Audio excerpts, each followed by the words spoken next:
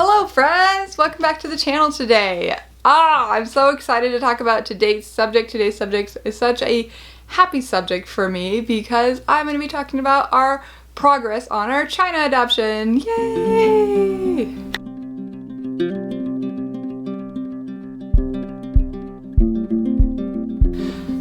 Hi friends! My name is Winter Hendrickson and I am a mom of 4 beautiful children, soon to be 5 beautiful children. If you don't know, we have adopted from the foster care system 4 times now. We have amazing kids, guys. The most beautiful children in the world. And we are going at it again and we are adopting from China. This is our first time adopting international and it has been crazy. We are so used to the foster care system and the ins and out of it. Honestly, I have almost claimed myself a foster care adoption doula because I feel like I know so much about it, at least from in my state, because I am around it all the time. I have friends that are starting the process and doing all these things. Anyways, China.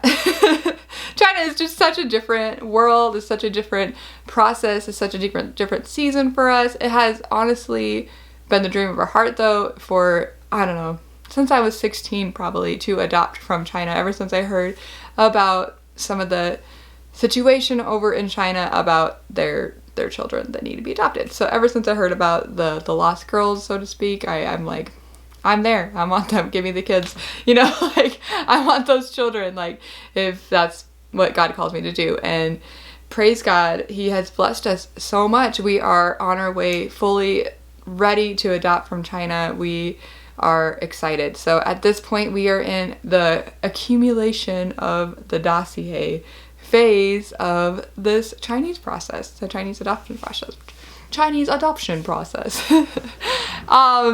So we were recently fingerprinted for our I-800A form, which is just another, like, an approval to adopt a child from China, and we got the approval! So that was really exciting. We got the approval. We don't have the hard copy yet, but we're just waiting in the mail for it. Actually, I don't know. I just emailed the agency. I'm like, do I get a hard copy or is this letter enough? I don't think it is, but anyways. Hopefully it's some really fancy certificate because it took a lot of work to get that all filled out and sent in the mail, and it came back. So honestly, like, the lingo for China, there's all these words and lingos. Actually, when I first read the word dossier, I called it a dozer because that's how it's spelled. Why is it spelled like that? I have no idea.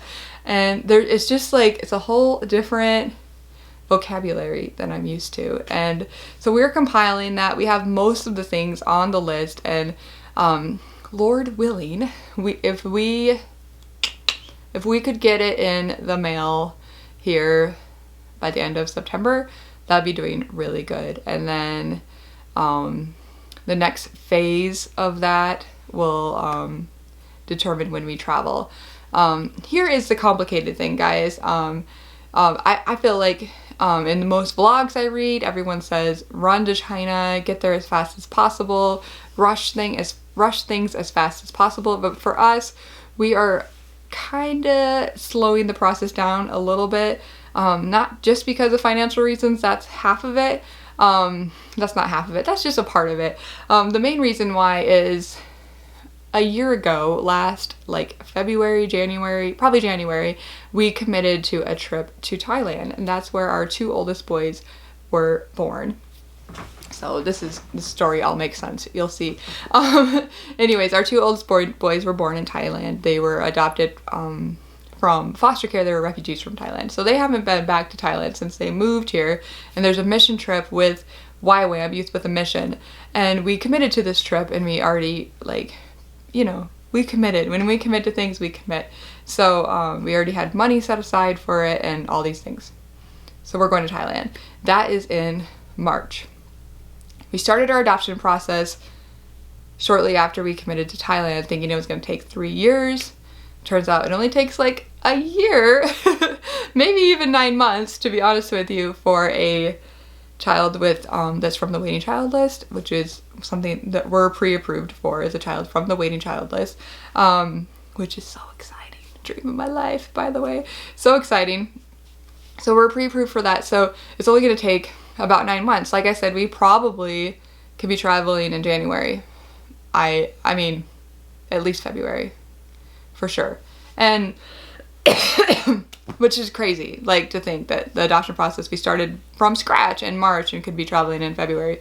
But we decided that we don't want to go to China and then leave the child when we go to Thailand, or even bring the child when we go to Thailand. That would just be too much. Like, you're not supposed to travel or do anything with the child after you adopt them. You just need to be nesting. Cocooning is what it's called. Doesn't that sound so magical? Who wants to cocoon? I want to cocoon. That just sounds, I think everyone needs to do that at some phase in their life, is just cocoon. But we just need a process with this child, and there's who knows how much stuff. We could be having to hire therapists. We could be having to hire like teachers to come into home to teach ESL. There's just so many things that we are planning to do that we couldn't do if we just took 2 weeks off and went to Thailand. So that is what we're gonna do. So we're kind of slowing the process down instead of running to China. I know it sounds like a cuss word to people in the adoption community. So that's what we feel like is best for our child, and we will then be traveling in April. So that is why we're traveling in April, if people are wondering, if you know all that. So anyways, we sent our dossier. We have to wait till we get an LOA, which is a letter of approval, and then we can start talking about this child that we're adopting. We can start showing pictures and things like that, telling you who they are and their name and all these things. So anyways, it's so exciting, guys. And this is super exciting. Let me tell you about this. We have been incredibly blessed. We had our very first thing happen to us in our whole life. We got a bill for $15,000. I've never had one of those before. It's so crazy, guys. It's for the adoption. And what God did is amazing, guys. Like, so let me testify about who God is right now for a few seconds. Like, we decided to do a weekend fundraising a few weekends ago. I honestly felt so weird and so like cringed out by the idea of fundraising because of the fact that we have a paid for house, because I have such like a decent high paying job and my husband has a job. Like, we are super well off, but honestly paying for this adoption has put a huge strain on our finances, just because it's happening so fast, which is like, we're doing it no matter what, you know, like, we're committed. Like, this is who we are. We're just full-fledged committed. So when we got this $15,000 bill, we're not debt people. We don't do that, you know? So we're like, well, God's gonna take care of us. We had about $4,000 or so, something like that, towards it. So that was pretty scary, but we had a little fight, a little like fundraiser over the weekend, and one of the fundraisers raised like $650, which is fantastic and quite miraculous, which is super cool. And then we had another fundraiser, which wasn't really even a fundraiser. Our church just took up an offering for us. I mean, our church loves those guys, and the offering was for, I know you're gonna like freak out when I tell you the number, but we're all number people and we're honest. Like, it was $7,500, guys. Oh my gosh. Let me repeat it. $7,500. So we like are almost there. Like, with a couple more things here, I think we could kind of manage it and throw it all together, and like we can pay that $15,000 bill. I mean, like, praise God. Like, how scary was that? And I just like, he can do it. Like, he can do it with anybody's finances, with anyone's, just anything.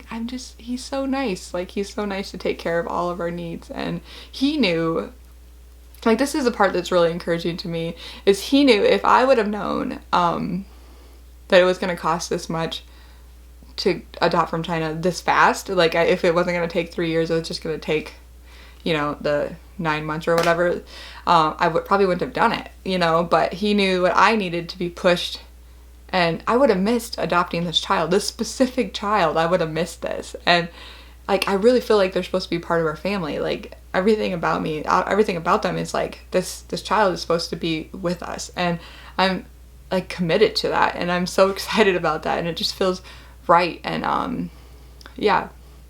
And not to like, you know, so like, side note, adoption, you know, it's tricky because God makes beauty out of scary things. This might be a huge, like, subject for another day about, is this did God predestine these children to be my home? I don't know, it's complicated, but they're here, and I feel like it might be his best plan B for them. You know, plan A would have been they stay with their families and they're, you know, but I'm a great plan B, and like God predestined that. So anyways, that is a whole subject for another video. We'll talk about predestination and adoption in a different video. Steep theological discussion. So anyways, I just feel like I rambled in this whole video. I hope you guys enjoyed it. I hope if you have any questions about the China adoption that I didn't cover, please put them in the comments below. Please celebrate with us. We are so excited to be on this process, and hopefully by Christmas I get to show you a little picture of our child. I'm so excited. It's so good. Anyways, I hope you guys are having the best day ever, and I'll see you in the next video. Bye guys.